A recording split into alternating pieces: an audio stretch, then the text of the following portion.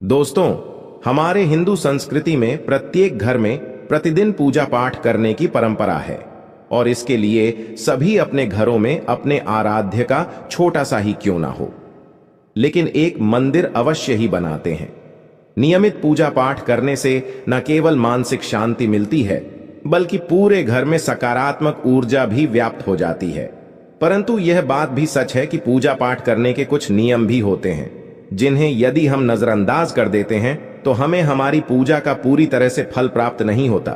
पूजा करने के नियम प्राचीन काल से ही चले आ रहे हैं, जो कि एक ठोस धरातल पर आध्यात्मिक और वैज्ञानिक दोनों ही दृष्टिकोण से ध्यान में रखकर बनाए गए हैं। इसलिए हमें इन नियमों को बिल्कुल भी अनदेखा नहीं करना चाहिए। ऐसा ही एक महत्वपूर्ण नियम है घंटा नाद, यानी कि पूजा करते समय हम जब घंटी बजाते हैं, उसे बजाने के लिए शास्त्रों में कुछ नियम निर्धारित किए गए हैं। शास्त्रों में देवताओं के सामने घंटी बजाने का बहुत अधिक महत्व बताया गया है, जिसे हम इस कृष्ण श्लोक के द्वारा समझ सकते हैं। आगम अर्थम तु देवानाम, गमन अर्थम तु राक्षससाम, घन्नत्ता रावम, करोम्य अदो देवता आह्वाना लांछनम। इसका अर्थ है कि घंटी बजाने से देवताओं का आगमन और राक्षसों का गुमान होता है, और जो घंटियां राक्षसों से हमारी रक्षा करती है उसे हमारा नमन है। तो चलिए दोस्तों, जान लेते हैं कि पूजा करते समय जब हम घंटी बजाते हैं तो उसके पीछे क्या कारण है, घंटी को बजाने के क्या नियम है, और पूजा के वक्त घंटी बजाते समय होने वाली गलतियां कौन सी है जो हमें भूलकर भी नहीं करनी चाहिए। दोस्तों, क्या आपने कभी अपने घर के मंदिर में रखी हुई घंटी को ध्यान से देखा है? अगर आप ध्यान से देखेंगे तो आपको घंटी के ऊपरी हिस्से पर, यानी जहां से हम इसे पकड़ते हैं, उस पर गरुड़ बना हुआ दिखाई देता है। अंततः घर पर जो हम घंटी इस्तेमाल करते हैं उसे गरुड़ घंटी कहा जाता है। पूजा करते समय गरुड़ घंटी का उपयोग भगवान को आमंत्रित करने, अर्थात भगवान का आवाहन करने के लिए किया जाता है, जिससे एक सुंदर ध्वनि से भगवान का आवाहन करने का आभास होता है। जब हम विधि विधान से पूजा करते हैं तो उसमें घंटी का उपयोग अवश्य रूप से करते हैं। पूजा संपन्न होने पर आरती करते समय विशेष रूप से घंटा नाद होना चाहिए, नहीं तो हमारी पूजा आदि अधूरी मानी जाती है। परंतु हम में से अधिकांश लोग इसे मात्र एक सामान्य प्रक्रिया मानते हैं और पूजा करते समय घंटी बजाना भूल जाते हैं। तो आइए जानते हैं उन नियमों के बारे में। मतलब आज की वीडियो पूरी तरह से आपके प्रश्नों पर आधारित है, जिनका उत्तर मैं आपको शास्त्रों के अनुसार देने का पूरा प्रयास करूंगा। तो वीडियो को पूरा जरूर देखें, और अगर आपको आज की वीडियो अच्छी लगे तो इसे लाइक जरूर कीजिए। जय मां लक्ष्मी आपके इस वीडियो को जो भी लाइक और चैनल को सब्सक्राइब करें, उसके जीवन में कभी भी धन की कमी ना होने देना। दोस्तों, हमारे प्राचीन शास्त्र की मान्यता है कि सृष्टि के निर्माण के समय सबसे पहले जो बड़ी सी ध्वनि निकली थी वह घंटी की आवाज के समान सुनाई दी थी। घंटी की ध्वनि में ओमकार नाथ का भी आभास होता है, इसलिए घंटी को ईश्वर की आवाज मानते हुए पूजा में स्थान मिला है। इसलिए घंटी का कभी भी अपमान ना करें, और जिस तरह से देवी देवताओं की पूजा की जाती है वैसे ही घंटे की भी पूजा करनी चाहिए। दूसरी बात, घंटी को प्रणाम करके ही उसे बजाना चाहिए। बिना प्रणाम किए घंटी बजाना अच्छा नहीं माना जाता। दोस्तों, आपने अक्सर यह महसूस किया होगा कि पूजा करते समय जैसे ही घंटी बजाई जाती है तो पूरे घर के साथ साथ संपूर्ण वातावरण शुद्ध और पवित्र सा हो जाता है और चारों ओर सकारात्मकता फैल जाती है।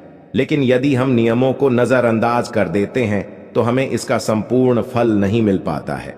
दोस्तों, अधिकतर लोग पूजा संपन्न होने पर केवल आरती के समय ही घंटी बजाते हैं, लेकिन यह भी ध्यान रखें कि भगवान को जल अर्पण करते समय, धूप दीप लगाते समय, नैवेद्य अर्पण करते समय घंटा नाद करना चाहिए।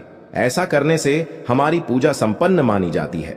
दोस्तों, घंटी बजाते समय भगवान का नाम अथवा आरती अवश्य बोलनी चाहिए।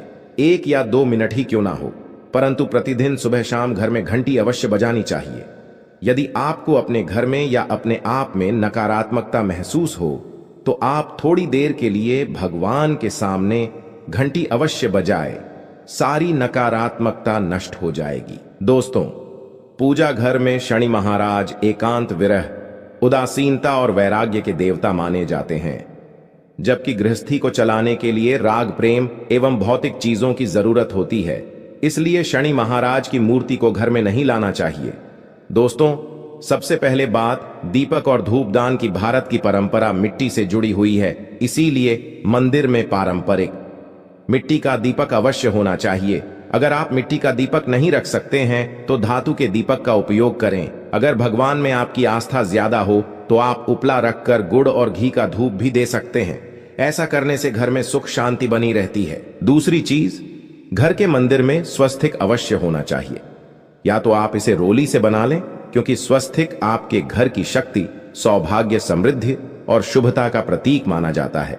यही मुख्य कारण है कि कोई भी शुभ कार्य करने से पहले स्वस्तिक का चिन्ह अवश्य बनाया जाता है। तीसरी चीज है कलश। भगवान श्री कृष्ण कहते हैं, कलश सुख और समृद्धि का प्रतीक है। अपने मंदिर में रोली कुमकुम से स्वस्तिक बनाकर उस पर मंगल कलश अवश्य रखें। ऐसा करने से घर में सदैव समृद्धि बनी रहती है और ऐश्वर्य की प्राप्ति होती है। चौथी चीज, बहुत ही कम लोग जानते हैं कि शंख की उत्पत्ति समुद्र से निकले 14 रत्नों के साथ हुई थी। इसी कारण से शंख मां लक्ष्मी को अत्यंत प्रिय है। शंख की ध्वनि से सकारात्मक ऊर्जा का भी संचार होता है। इसीलिए मंदिर में शंख अवश्य होना चाहिए। शंख के घर में उपस्थिति से मां लक्ष्मी भी प्रसन्न होती है और उस घर में कभी भी धन की कमी महसूस नहीं होती। पांचवी चीज, मंदिर में आपने घंटी अवश्य देखी होगी, क्योंकि घंटी को शुभ माना जाता है। इसीलिए जब जब घर के मंदिर में घंटी की आवाज होती है, वहां का वातावरण शुद्ध और पवित्र बनता है। जिस घर में पूजा के दौरान घंटी बजाई जाती है, उस घर के आसपास की सभी नकारात्मक शक्तियां दूर हो जाती हैं और साथ ही सुख समृद्धि के द्वार खुलने लगते हैं। तो यह हैं वे वस्तुएं जिन्हें घर के मंदिर में जरूर रखनी चाहिए। आइए अब जान लेते हैं कि घर के मंदिर में कौन सी चीजें कभी नहीं रखनी चाहिए। सबसे पहली चीज, गणेश जी की मूर्ति। घर में कभी भी गणेश जी की मूर्ति 3 अथवा 5 ऐसी विषम संख्या में ना रखें। अपने मंदिर में गणेश जी की केवल 2 मूर्तियां रखें। इसे शुभ माना जाता है। अगर आप अपने मंगल की कामना करते हैं तो गणेश जी की मूर्ति मुख्य द्वार पर अंदर की तरफ मुख करके लगा ले।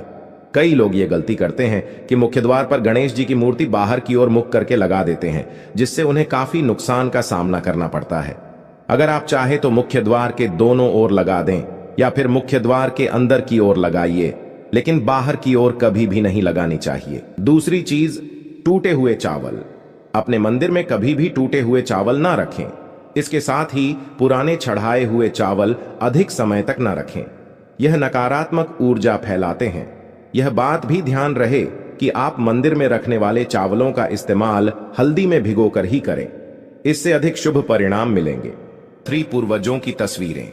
इसके साथ ही अगर आपके घर के मंदिर में पूर्वजों की तस्वीरें रखी हुई हैं तो उन्हें तत्काल बाहर निकाल दें। यह आपके परिवार के लिए काफी अशुभ है। धर्म ग्रंथों के अनुसार पूर्वज पूजनीय है, लेकिन वह देवताओं के बराबर नहीं है। इसलिए अपने पूजा घर में कभी भी मृत परिजनों की तस्वीरें ना रखें। यह आपके लिए अशुभ संकेत है। इसके परिणाम भी काफी घातक हो सकते हैं और मंदिर का वातावरण भी नकारात्मक हो सकता है। इसके अलावा अगर आप किसी साधु संत को मानते हैं तो उनकी तस्वीर भी घर की किसी दीवार पर लगाएं। उसे पूजा घर में भूल से भी ना रखें। यह घर के वातावरण को नकारात्मक बनाता है। इसके साथ ही महाकाली, काल भैरव की मूर्तियां भी पूजा घर में नहीं रखनी चाहिए। और हां दोस्तों, ध्यान रहे कि मां लक्ष्मी के खड़े स्वरूप की पूजा मत कीजिएगा, क्योंकि मां लक्ष्मी हमेशा बैठी हुई मुद्रा में होती है। इसलिए उनके बैठे हुए स्वरूप को ही पूजना सही है। चलिए दोस्तों, अब हम आपको बताते हैं उन अति महत्वपूर्ण चीजों के बारे में जो आपके पूजा घर में होनी ही चाहिए। धर्म ग्रंथों में इन चीजों को अत्यधिक पवित्र और खुशहाली के साथ साथ समृद्धि का प्रतीक माना गया है। ये चीजें आपको खुशियों की चौखट पर खड़ा करती है, इसलिए ये आपके मंदिर में होनी ही चाहिए। गंगा जल की पवित्रता के बारे में तो आप जानते ही होंगे। मां गंगा जो हर किसी के पापों को धुल देती है, लोगों को शांति देती है। अगर आप भी अपने जीवन में सुख और शांति कायम रखना चाहते हैं तो घर के मंदिर में गंगा जल होना ही चाहिए। इसके लिए आप एक तांबे के पात्र में गंगा जल को भरकर रख सकते हैं। यह आपके परिवार में सुख शांति का प्रतीक है, जो घर की पवित्रता को भी बनाए रखता है।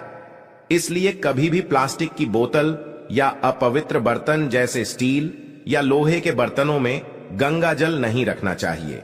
ये अशुभ होता है। और अगर आप महालक्ष्मी को प्रसन्न करना चाहते हैं तो पूजा करते समय मां लक्ष्मी को कमल का फूल चढ़ाएं। मां लक्ष्मी कमल के फूल पर ही विराजमान रहती है।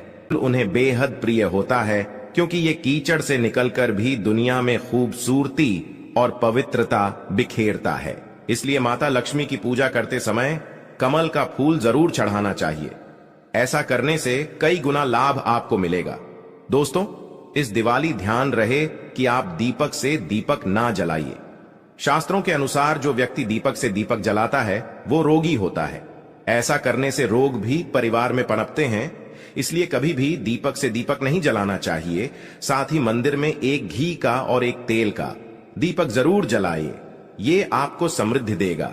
घी का दीपक दाईं तरफ और तेल का दीपक बाईं तरफ जलाने से समृद्धि बरकरार रहती है। इसके अलावा घंटा, धूपदानी, गंगाजल जैसी चीजों को बाईं तरफ रखना शुभ होता है। उम्मीद है दोस्तों आप ये समझ गए होंगे कि मंदिर में क्या रखना है और क्या नहीं रखना है।